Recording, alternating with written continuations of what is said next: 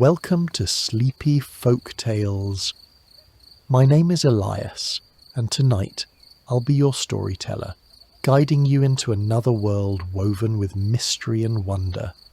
Here, in this quiet corner of time, we gather to listen to old tales that soothe the mind and invite gentle sleep.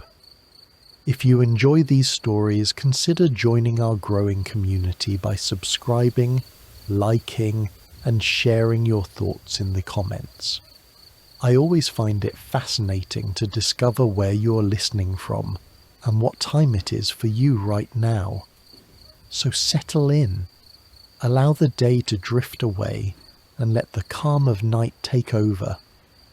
Tonight, I will tell you a tale about the legendary alchemist and sorcerer Pan Twardowski and the strange experiments he carried out in his hidden workshop. Within the flickering glow of lanterns and the scent of burning herbs, we step into a world where science and sorcery blur together. Here, every vial holds a secret, and every whispered incantation might unlock forces beyond imagination. Now, let us begin. The workshop of Pan Twardowski was no ordinary place. It stood on the edge of Krakow, concealed from wandering eyes, its crooked stone walls veiled by ivy and smoke that curled endlessly from a bent chimney. By day, it seemed abandoned, a ruin of little interest. But at night, when the city slept and silence wrapped the cobblestone streets, the workshop came alive. Golden light flickered from its narrow windows, and within those walls the air hummed with an energy no ordinary man could comprehend. Inside, shelves groaned beneath the weight of glass vessels, leather-bound tomes and jars filled with powders in every imaginable shade. Strange symbols were scratched into the beams of the ceiling, glowing faintly as though alive. The scent of sulphur, sage, and melted wax clung to every stone. It was here that Twardowski, scholar and trickster, conjurer and charlatan, depending on whom you asked, worked tirelessly to pierce the veil of nature itself. On this particular night, he was hunched over a table scattered with fragments of parchment. His quill scratched furiously, filling the page with diagrams that spiraled into the incomprehensible, circles within circles, intersected by runes whose origins lay far older than Latin. He muttered to himself, testing calculations, measuring grains of crushed minerals, holding powders up to the candlelight as if they might whisper their secrets back to him. At his side lay a copper cauldron, wide and shallow, its rim carved with serpents devouring their own tails. Within it simmered a liquid the colour of molten gold, bubbling gently as if stirred by invisible hands. Every so often Twardowski would dip a glass rod into the substance, watching it ripple and pulse as though it had a heartbeat. He claimed it was the essence of the sun itself, drawn down from the heavens through prayer, patience, and forbidden geometry. The hours passed, and still he worked. From the rafters, bundles of dried herbs dangled, occasionally catching fire as sparks leapt from the cauldron. A raven sat on a perch near this window, its eyes glinting with unnatural awareness, tilting its head as though following every step of its master's experiment. Twardowski paid it no mind. He was used to its silent judgment. Tonight's goal was audacious even for him. He sought to craft a mirror, not of silvered glass, but one that could reveal the truths hidden from mortal sight. Legends whispered of such a thing, a portal that could show not only the present world, but realms of spirits, demons, and the very threads of destiny. Many would dismiss the idea as a fairy tale, but Twardowski, in his arrogance and genius, believed he could bend reality to his will. He poured the golden liquid into a shallow dish of polished obsidian. The surface hissed as though resisting, yet slowly the glow spread across the dark stone. He spoke words in a tongue few could recognize, words older than the city that surrounded him, and the workshop trembled. The raven let out a low croak, wings fluttering nervously, while the candles guttered though no wind touched them. Then, for a fleeting moment, the obsidian dish changed. No longer did it show the reflection of the cluttered workshop. Instead, faint shadows swirled within like shapes moving beneath a frozen pond. A woman's face appeared briefly, pale and sorrowful, whispering something inaudible before fading into mist. Twardowski leaned closer, eyes wide with triumph. "It works," he murmured. "At last, it works." But the face did not vanish entirely. It lingered, flickering at the edges of the stone, watching him as if aware. And in that silence, a thought crept into his mind. Had he gazed upon a spirit? Or had the spirit gazed back at him? The reflection in the obsidian would not let him go. Twardowski leaned closer, quill forgotten in the inkpot, eyes drinking in the shifting veil of images that danced across the surface. At first it was a blur of faces, indistinct, like half-remembered dreams. Soldiers in armour, peasants with hollow eyes, cloaked figures muttering in languages long dead. The raven croaked again, sharper this time, as if warning him that some doors should remain closed. But Twardowski only smiled, his thin lips curling as he whispered, "Knowledge belongs to the brave." He reached for a vial filled with powdered moonstone, its pale grains shimmering faintly under the candlelight. Carefully he sprinkled it into the dish. The liquid inside hissed, the golden sheen darkening into deep silver blue, and suddenly the shapes became clearer. He saw the streets of Krakow, empty and silent, as if he floated high above the rooftops.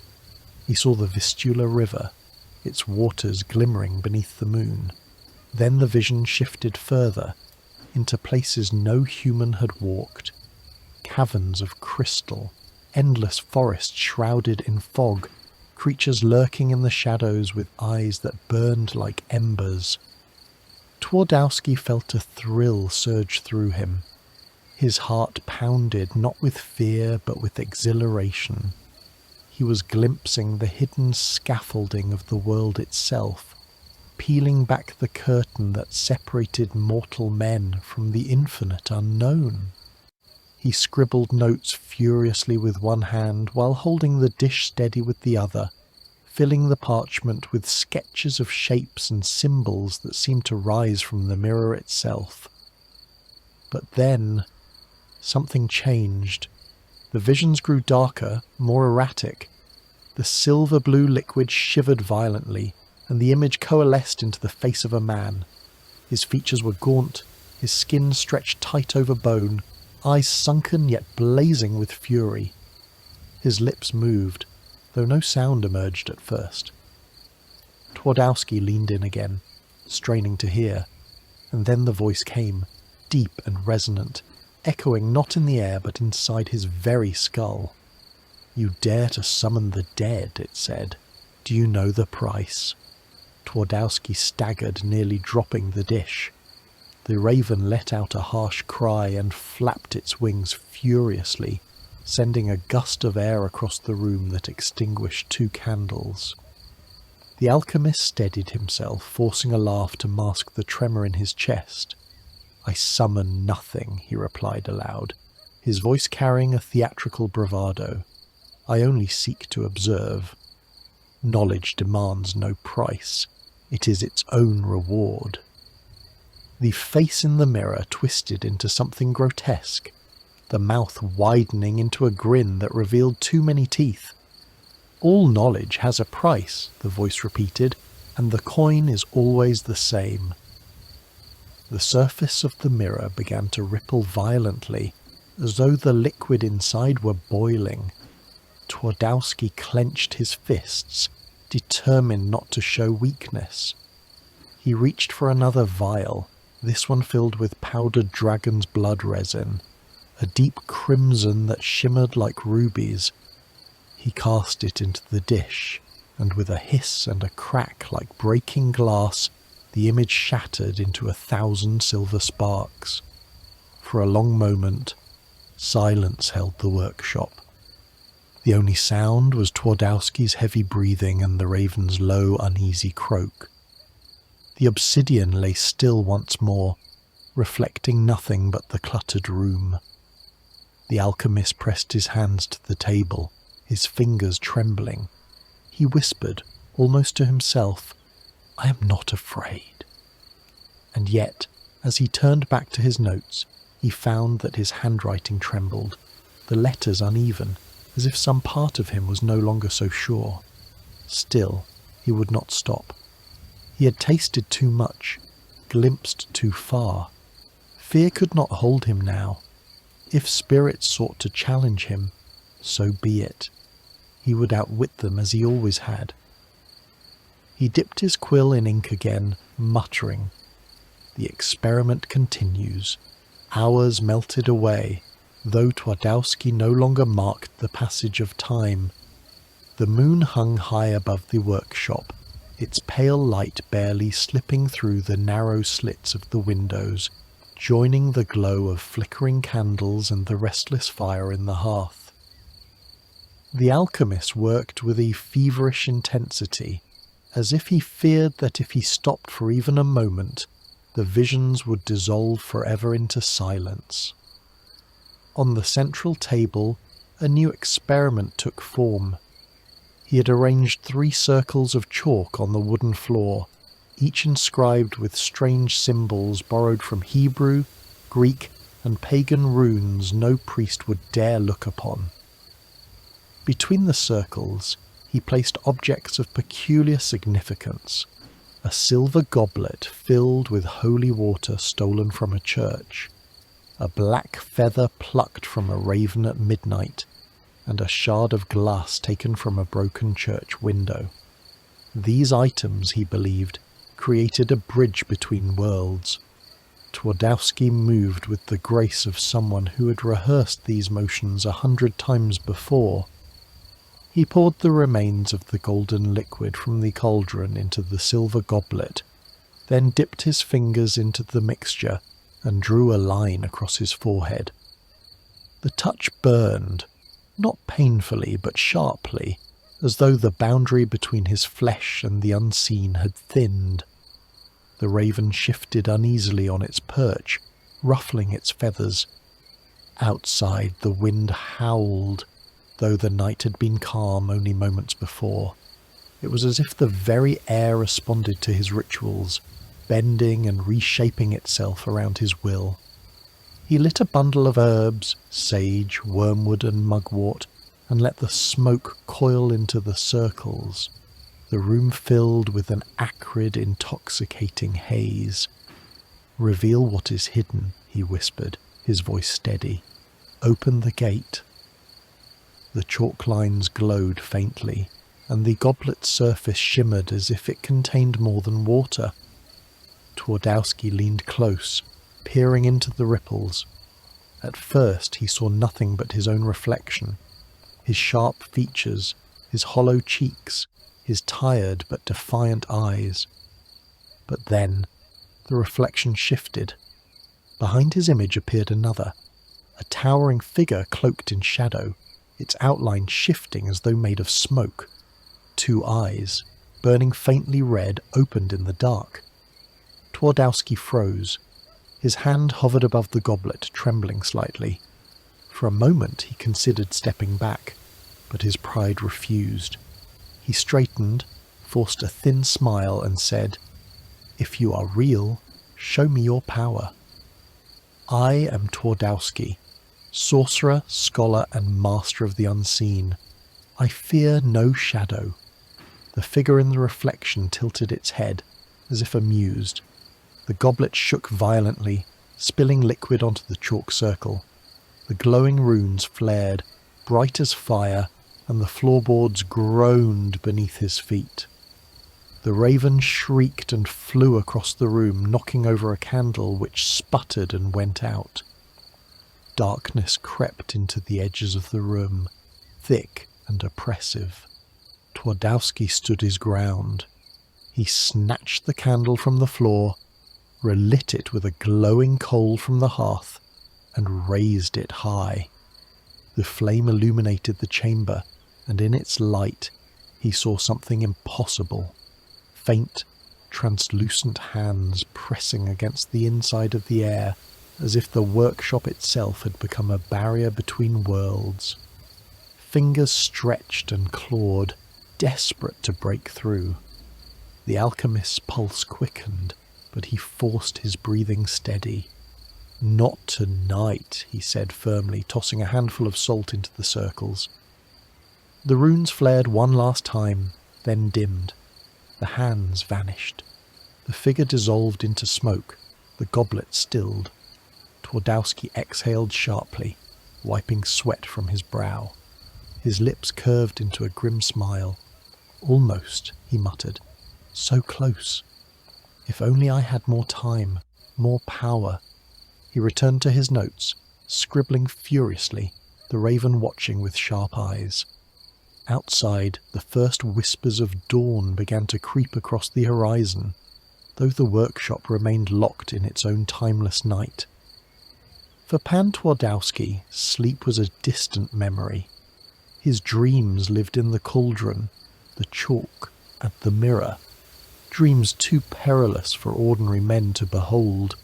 The workshop had grown colder, not the ordinary chill of stone walls in the dead of night, but something sharper, as if the air itself had thinned. Twardowski rubbed his hands together, though the fire in the hearth still burned. The shadows in the corners of the room seemed longer now, clinging stubbornly to the edges of the light.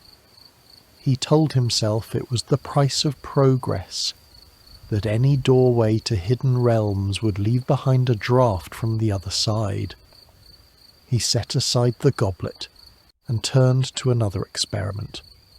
On a smaller workbench, half buried beneath parchment and jars, sat a locked chest of iron. Its surface was scratched with strange symbols, wards of his own design, meant to hold whatever he trapped inside.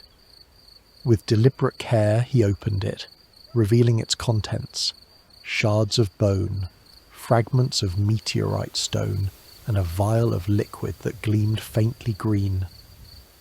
This was his secret collection, gathered over years of bargains, trades, and thefts. Each piece carried its own danger, but also its own promise. Tonight he would attempt something new, the creation of a homunculus, a servant born not of flesh and blood, but of alchemy and will. Legends spoke of such creatures, tiny beings that could serve their master faithfully if bound properly. Most dismissed the idea as superstition, but Twardowski had never bowed to disbelief. He believed only in results. He placed the meteorite fragment in a clay bowl, ground it with a mortar until it crumbled into glittering dust, and mixed it with the green liquid. The mixture hissed, releasing a sharp, metallic scent that stung his nostrils. Into this, he dropped the shard of bone, which sizzled as though burned by invisible fire. The liquid thickened, shifting from green to a deep, unsettling black. The raven flapped its wings nervously, letting out a low croak. It hopped from its perch onto the table, eyeing the mixture with suspicion. Twardowski chuckled, brushing the spurt away gently. "Do not fear, old friend," he murmured. "If I succeed, you shall have company." He spoke the incantation softly, each word measured and precise. The black liquid quivered, bubbling as if alive. Slowly it began to rise, pulling itself into shape. First came a head, misshapen and crude, followed by stubby arms and legs. Its body was no larger than a cat's, glistening wet in the candlelight. The creature opened 2 milky eyes and let out a sound, a high-pitched broken wail that made the raven screech and flap its wings in alarm. Twardowski's eyes widened with delight. He leaned forward, fascinated. The creature crawled weakly, dragging itself toward him. Its tiny fingers grasped at the air as though seeking his hand. He hesitated only a moment before reaching out, touching it gently. The skin was slick, unnaturally cold, but beneath that touch he felt a pulse, faint but undeniable. It lived. But then the workshop trembled. The chalk circles on the floor flared again, though he had not touched them. The creature's wail rose into a shriek, and its body began to twist violently. Its milky eyes turned black. Its limbs stretched unnaturally long. Twardowski yanked his hand back, muttering protective words, and flung salt across the bench. The creature convulsed, let out one last scream, and collapsed into a puddle of black sludge that hissed and evaporated. For several moments the workshop was silent except for Twardowski's ragged breathing. He sat back, wiping his brow, heart hammering with both fear and exhilaration. Failure, yes, but also proof. Proof that life itself could be coaxed from dust and bone, even if it slipped too easily into the shadows. He picked up his quill and scribbled furiously at margins of his notes. Closer than ever, adjust proportions, find stronger binding essence. His hand trembled, but his eyes glowed with obsession. The raven cawed softly as if in protest, but Twardowski ignored it. He was already thinking of the next attempt. To him, every failure was not an end, but another step toward mastery. Outside, the sky darkened again, though dawn had been near. A storm gathered, heavy clouds swallowing the horizon. It seemed as though the heavens themselves frowned upon his work, but Twardowski only smiled faintly. "Let the storm come," he whispered. "It will not stop me." The storm outside broke with a sudden crash of thunder, rattling the shutters of the workshop. Rain began to lash against the crooked windows, each drop echoing like a drumbeat in the silence after the failed experiment. The raven cawed sharply, unsettled, but Twardowski only lifted his head and listened. To him, storms were not curses. They were signs, reminders of power that could be harnessed if one was bold enough to reach for it. He returned to the cauldron, where the embers glowed faintly beneath the iron basin. With a practised hand, he fed the fire-dried sprigs of yew and juniper, their smoke carrying a resinous bite that clung to his throat. The cauldron hissed as new ingredients were poured in. Crushed pearls, a ribbon of quicksilver, and a drop of his own blood. The last he added without hesitation, slicing his palm with a silver knife and letting the crimson bead fall into the mixture. The liquid surged instantly, flaring with light, and for a moment the room smelled of ozone, sharp as lightning. Twardowski spoke softly, his voice steady despite the storm. "Blood binds all things," he intoned. "Mine binds the elements, and the elements obey." The liquid began to swirl, forming a whirlpool within the cauldron. At first it spun lazily, but soon it moved with frightening speed, glowing brighter with each rotation.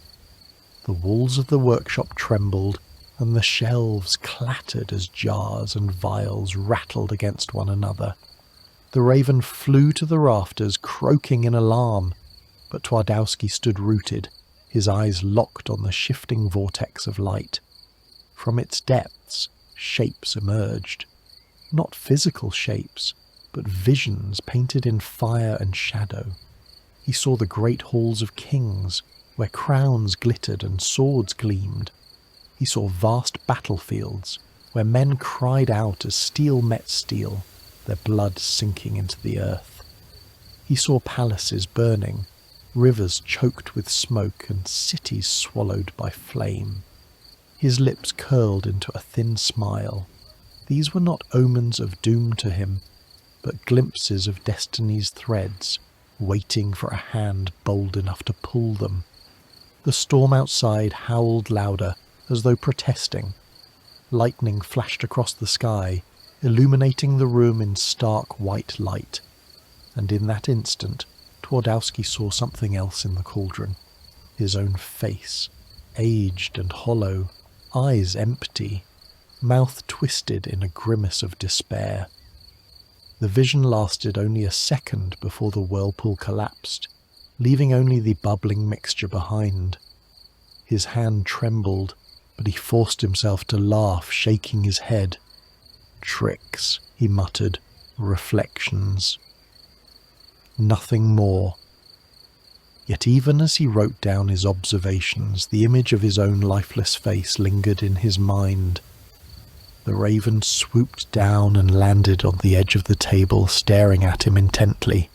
It tilted its head, as though to say, "You cannot deny what you saw." Twardowski met its gaze, his voice low but firm. "I will not be frightened by shadows of myself. If fate wishes to warn me, let it shout, not whisper." He closed the journal with a snap, pushed aside the cauldron, and moved to the tall cupboard at the back of the workshop. With a key hung around his neck, he unlocked it and revealed row upon row of vials glowing faintly in the dark. Each contained a substance more dangerous than the last: mercurial spirits, distilled venoms, powders that burned with colours no natural flame should know. Twardowski selected a vial filled with a liquid as black as ink, so dense it seemed to drink in the light around it. "Yes," he murmured, "tonight we test the boundaries again." The raven gave a soft, uneasy croak. Thunder rolled once more, shaking the timbers of the workshop. Yet Twardowski's hands did not waver. He had failed. He had glimpsed horrors, but he would not stop. To pause was to admit weakness, and weakness was the one enemy he would never serve. The vial of black liquid glimmered faintly in the candlelight, swallowing every reflection like a bottomless well. Twardowski held it up, studying it with the reverence of a priest gazing upon a sacred relic. This was no ordinary concoction. It was the culmination of months of forbidden work. He had distilled it from nightshade gathered under a blood moon, venom milked from a serpent that had never touched the earth, and ashes taken from the pages of a burned heretical text. To others it would have been poison, death in liquid form. To Twardowski it was potential.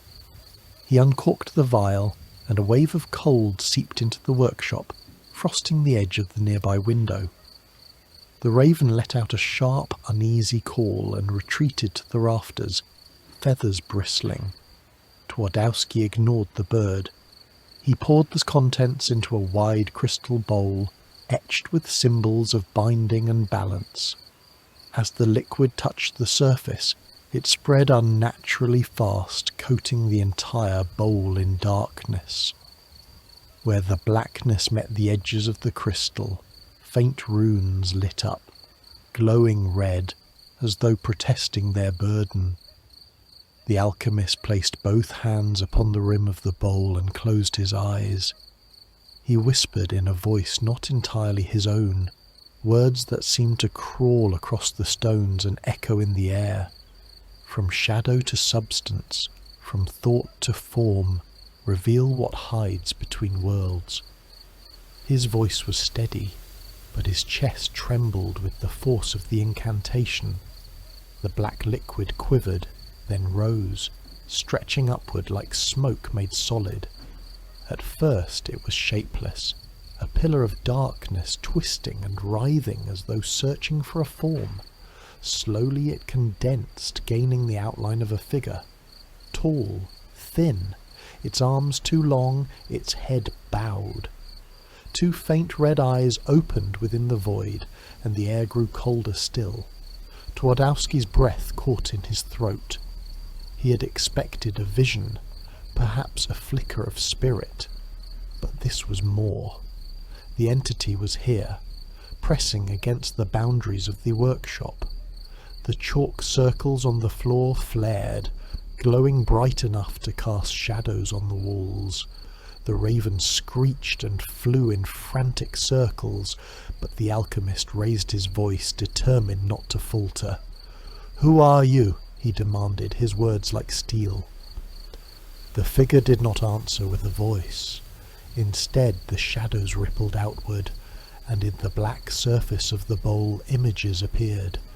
Twardowski saw himself kneeling before a throne of fire, a crown of ash pressed upon his brow.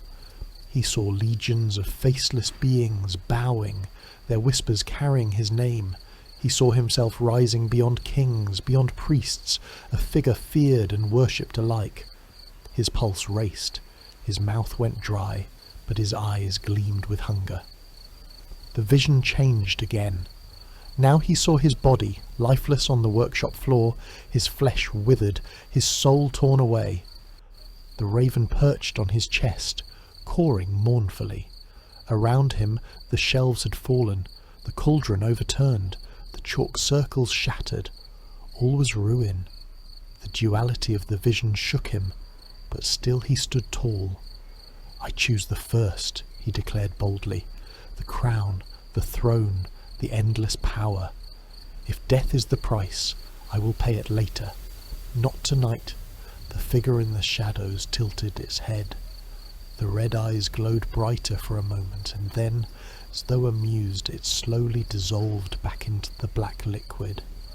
The bowl quivered, then stilled. The runes along its rim dimmed and went dark. Twardowski let out a long, shuddering breath. His hands shook, but his smile remained. He had glimpsed his fate, both glory and ruin, and still he stood unbroken. He dipped his quill into ink, scribbling notes furiously. The shadow responds. It offers visions. It tempts. It warns. I must learn to command, not to choose. The storm outside eased, though faint thunder still rolled in the distance. The raven descended from the rafters, settling near the bowl, eyeing the black residue with suspicion. Twardowski reached out, brushing its feathers gently. "Do not worry," he whispered, his tone almost tender. "I am still here, and I will remain, until the world itself bends before me." The candles burned lower, wax pooling across the tables, yet Twardowski did not rest. He cleaned the bowl, prepared fresh parchment, and readied the next set of tools. His obsession had only deepened, sharpened by the taste of shadow. Whatever it had shown him, whatever bargain it hinted at, he would not walk away. He had come too far. The storm had passed, leaving behind a silence so deep it felt unnatural. The workshop seemed suspended in time, as if even the ticking of unseen clocks had ceased. Twardowski stood at the centre of it all, his hands resting on the edge of the crystal bowl, his breath slowing, his mind racing. He could still feel the weight of the vision, the crown of ash, the ruin of his body, and though he had declared his choice, the unease gnawed at the back of his thoughts. He turned toward the tall shelves that reached nearly to the rafters. Upon them sat countless relics, bottles sealed with wax, herbs bundled and left to dry, and ancient tomes whose bindings cracked with age. Each item told a story, each held a fragment of power that had taken years to gather. Tonight, he sought one in particular, a small leather-bound book marked with the symbol of an open eye. It had come into his possession through trickery, stolen from a wandering scholar who had begged him never to open it. That alone had been enough to convince Twardowski of its value. He pulled it free, brushing dust from its cover. The leather was cold, unnaturally so, and when he cracked it open, the pages whispered faintly, though no wind stirred. The text was written in a language older than Latin, older even than Greek, but Twardowski had studied enough fragments to piece it together. The book spoke of bindings, rituals not only to summon, but to chain what was summoned, to command what would otherwise devour its master. This, he thought with a surge of triumph, was the missing piece. He spread the book open across the table, anchoring it with heavy stones to keep the brittle pages still. By the light of the candles he began to sketch the diagrams anew, expanding upon the chalk circles already scrawled on the floor. These were more intricate, weaving together geometry with symbols of faith and blasphemy alike. The raven croaked uneasily from its perch, hopping back and forth as if trying to dissuade him. Twardowski only smirked. "Come now, old friend," he murmured. "You've watched me dance at the edge of shadows for years. Tonight we step further. Tonight we chain what others fear." He prepared the ritual with a care bordering on reverence. From the cupboard he retrieved a silver chain, each link etched with runes. From a chest he pulled a shard of mirror, cracked but still reflecting faintly. He laid these within the circle, sprinkling powdered salt and iron filings across the lines. Each motion was deliberate, precise. He felt as though unseen eyes were watching him, waiting, but he welcomed it.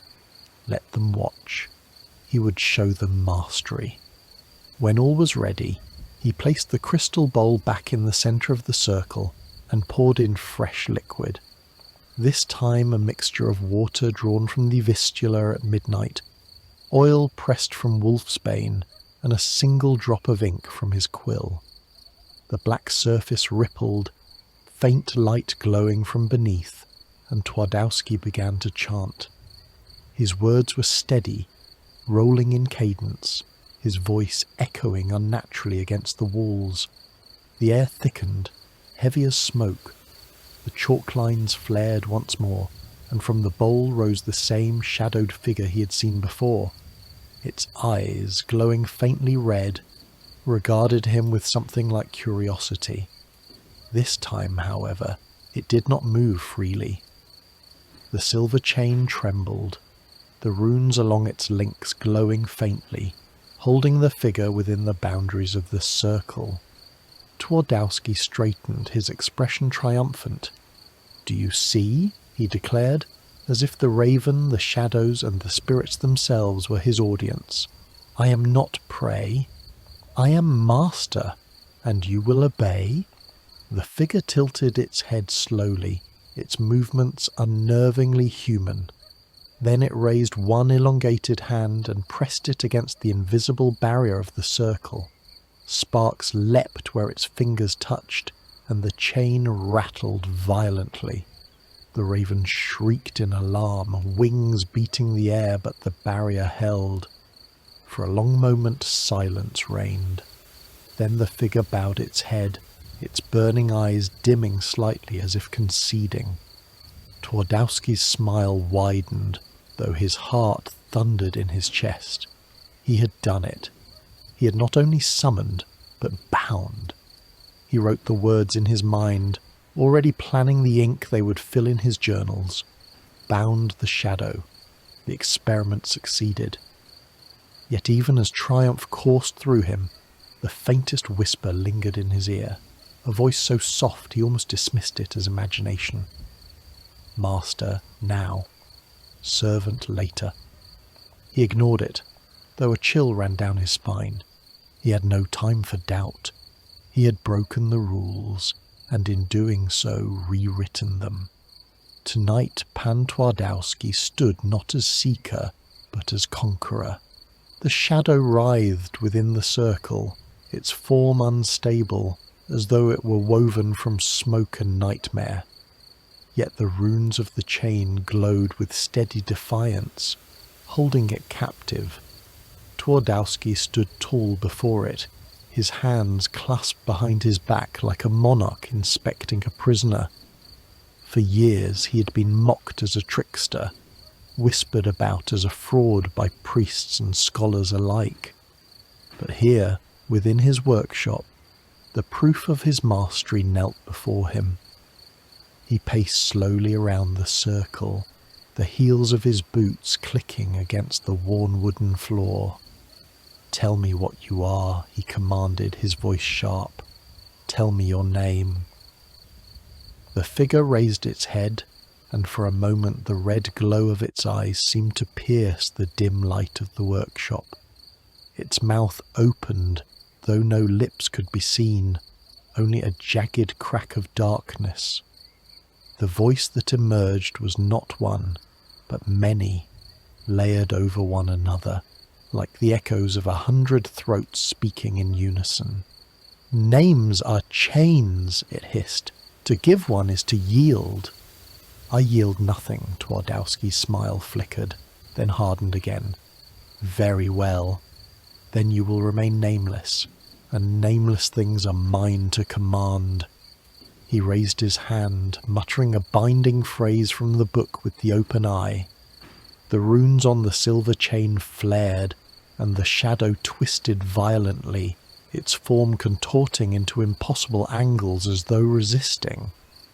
The raven shrieked in alarm, wings beating furiously, but when the light subsided, the creature was still bound. Twardowski's confidence surged. He leaned closer, his eyes burning with ambition. "You will reveal what lies beyond. You will show me truths hidden from mortals, and in return, you will have existence. Without me, you would drift back into nothing. With me, you will endure." The figure tilted its head slowly. The runes crackled faintly, as if testing their limits. Then, after a pause, it extended its hand toward the bowl at the center of the circle. The black liquid shimmered, and visions spilled forth once more. This time they were sharper, clearer, as though magnified by the shadow's will. Twardowski saw the future of kings and kingdoms, crowns rising and falling, battles that would be sung of for centuries. He saw rivers flooding villages, storms tearing across forests, plagues creeping unseen through cities. His quill scratched furiously as he took notes, his parchment filling with fragments of fate. The raven croaked uneasily, but he ignored it. To him, every vision was treasure. Knowledge wrested from the grip of eternity. But the vision shifted. He now saw a figure robed in black standing atop the ruins of Krakow, the city swallowed by flame. The figure raised its hand, and Twardowski recognized his own face staring back at him, hollow-eyed, crowned with fire. The sight jolted him, but he steadied himself quickly, whispering, "Power always carries a shadow. It is no omen, it is opportunity." The shadow's whisper filled the workshop again. "Your path is chosen. Each step forward binds you tighter." Twardowski clenched his jaw. He refused to be unnerved. He lifted his hand once more, speaking a command. "Enough. Show me no more for now." The visions dissolved, leaving only the black surface of the bowl. The shadow's form sagged within the circle, as though exhausted, but its glowing eyes remained fixed upon him. The alchemist closed the book carefully, sealing its pages with a strip of cloth. His hands trembled faintly, though he hid it behind a facade of calm. He turned to the raven, which had flown to a higher perch, still restless. "Do you see?" he said softly. "The world is mine to read. like a book, and I am its author." But even as he spoke the words, the faint whisper echoed again, more insistent this time, crawling into his mind like frost across glass. "Author, yes, but every book ends." Twardowski forced a smile and snuffed out 2 of the candles, leaving the room in heavier shadow. The circle still glowed faintly, and the bound figure did not vanish. It waited, patient as hunger itself, and Twardowski knew that as long as it remained, so too would his hunger for more. The night stretched long within the Alchemist's tower, though to Twardowski time had lost its meaning. He no longer measured hours by the position of the moon, or the number of candles burned to stubs. He measured them instead by the visions wrung from the shadow's essence, by the scraps of forbidden knowledge that filled his books and lined his shelves. Each new revelation was another thread woven into the tapestry of his obsession. Tonight, however, he prepared something different. Upon his great oak table he had arranged not parchment and ink, but bones, animal remains polished smooth, laid out in precise shapes. A wolf's skull, the rib of a deer, the claw of an eagle. Around them he placed vials of glowing liquid, some green, some crimson, each bubbling faintly. The raven fluttered down to inspect the arrangement, cawing once in sharp disapproval. "Do not scold me," Twardowski murmured, his eyes never leaving the bones. "These are tools as you are. This is refinement, not folly." His voice quivered slightly, betraying an undercurrent of exhaustion. His once proud stance was thinner now, his cheeks more hollow, but his eyes burned brighter than ever, feverish with purpose. He carried the wolf's skull toward the circle where the shadow still writhed. The creature's form had changed over the nights. It seemed more stable, its shape almost humanoid now, though shifting in strange ways as if reality itself rejected its permanence. Its glowing eyes followed every movement of the alchemist, patient, calculating. Twardowski set the skull down at the edge of the runes and sprinkled the crimson liquid over it. The droplets sizzled like acid, smoke curling upward to form strange symbols that faded into the air. He whispered an incantation, words sharp and guttural, and the runes of the chain flared once more. The shadow leaned forward, its form pressing against the invisible barrier. It stretched out a hand of smoke and flame toward the skull, and when it touched, the skull cracked with a sound like splitting stone. From the fissures emerged tendrils of black vapour, curling upward, twisting into the shape of a wolf's head made entirely of shadow. The creature howled, a sound that seemed to echo through both the tower and Twardowski's mind. He staggered, clutching the edge of the table, his breath ragged. The raven shrieked, its wings beating furiously. But Twardowski's trembling lips curved into a grin. "Yes, yes, do you see? The shadow obeys." His laughter filled the workshop, wild and triumphant. Yet the wolf's howl did not fade. Instead it multiplied, overlapping upon itself, a cacophony of voices, some lupine, some human, some unearthly. The sound battered the walls of the tower until the glass of the windows rattled. Twardowski's grin faltered. He reached for the silver chain, speaking the binding word. The glow surged, and the howls broke apart, dissolving into silence. The skull clattered lifeless to the floor, smoke rising from it like dying embers. The alchemist slumped into his chair, sweat dripping down his brow. His hand shook as he wiped it away, but his eyes still shone. "Not failure," he whispered, "a misstep. But every misstep leads closer to perfection." He scribbled notes onto parchment, his writing frantic, as if afraid the memory of the moment would slip away. The shadow within the circle shifted, its form more defined than before, shoulders and arms taking clearer shape. It leaned close to the barrier, its whisper curling through the air. Every chain weakens, every door opens in time. You bind me, yet you feed me, and what is fed grows strong. Twardowski froze, quill suspended above parchment. For the first time in many nights a sliver of doubt pierced him. He looked at the circle, at the runes glowing faintly, and at the silver chain wrapped around it. The links were tarnished now, duller than when he had first laid them. He blinked, shaking his head. "Illusion," he muttered.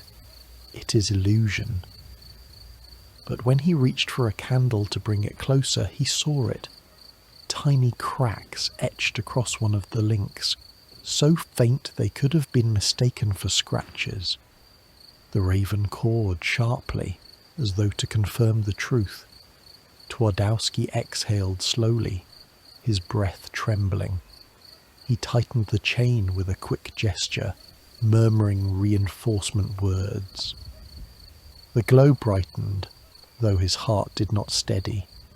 He turned back to his notes, writing furiously, almost desperately now. The night pressed heavier around the tower. Outside, the wind howled across the plains, rattling the shutters. And within the workshop, the shadow's eyes glowed brighter, unblinking, watching as its captor clung to the belief that he was the master. The following night arrived cloaked in storm clouds, their weight pressing down upon Krakow as if the heavens themselves anticipated what was to come. Rain lashed against the crooked windows of Twardowski's tower, each droplet a drumbeat to the steady chaos of his experiments. The air inside was thick with incense, acrid smoke, and the faint tang of metal scorched by heat. Upon the table lay a new construction, a lattice of glass tubes and silver wire leading into a crucible of black stone.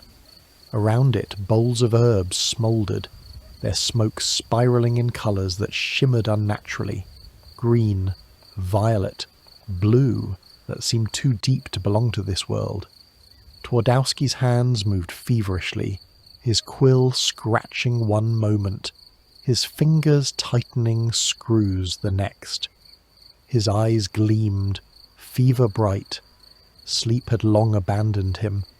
The raven perched on the rafters, feathers bristling. It had ceased its usual chatter and simply watched in silence, as though it too feared the outcome. The alchemist did not notice, or perhaps he chose not to. The shadow within the circle had grown. Its form now resembled a man draped in shifting smoke, shoulders broad, head bent forward as though in thought. Its glowing eyes flickered like twin coals, and when it spoke, the words were smoother now, more deliberate. "You dress bones and ash with fire and silver," it murmured, its voice echoing like whispers down a long corridor. "But what you truly seek is life, power, a will that bends not only the stars but the souls of men. Let me show you." Twardowski gripped the crucible with shaking hands. "You will show me nothing unless I command it," he spat, though the tremor in his voice betrayed him. He poured a vial of liquid into the crucible. The substance burned scarlet, flaring so brightly that the walls shuddered. The runes of the circle blazed, and the silver chain hissed as though struck by lightning. The shadow pressed its hands against the barrier. The cracks in the links deepened, hairline fractures spreading like veins.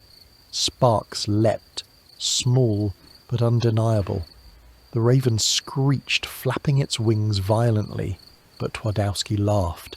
The sound was high, almost unhinged, bouncing off the stone walls. "It listens, it bends. I am closer than ever before. Tonight I will not only summon, tonight I will command." He lifted his hands, chanting words forbidden even in whispered corners. The crucible roared with fire, shadows dancing wildly across the walls. Smoke poured upward, curling into faces, men, beasts, spirits, all screaming in silence. The alchemist's face glistened with sweat, his eyes wide and burning with fanatic triumph. The ground trembled. A goblet slid from the shelf, shattering into shards. Books tumbled, their pages flapping like frightened birds. The silver chain rattled, its glow faltering, then recovering, then faltering again. "Do you not see?" the shadow whispered, its tone half sympathy, half mockery. "Every chain breaks, every lock rusts. You build a prison for yourself, Twardowski. One night soon, you will kneel." The alchemist's voice rose, drowning out the whispers. He thrust both hands above the crucible, forcing the smoke into a shape, a man formed of ash and fire. The figure stood trembling, solid for a breath, then cracked apart with a scream that only the soul could hear. The explosion hurled Twardowski backward, slamming him into the wall. His breath came ragged, his body bruised, but still he laughed. It held. It nearly held. His words spilled out in manic joy. He staggered to his feet, blood trickling from his brow, and rushed to scribble notes in his tome. Yet as his quill danced across the parchment, he caught sight of the chain. One of the links had split clean through. Only the binding runes, glowing faintly, held it together. For a moment his hand froze.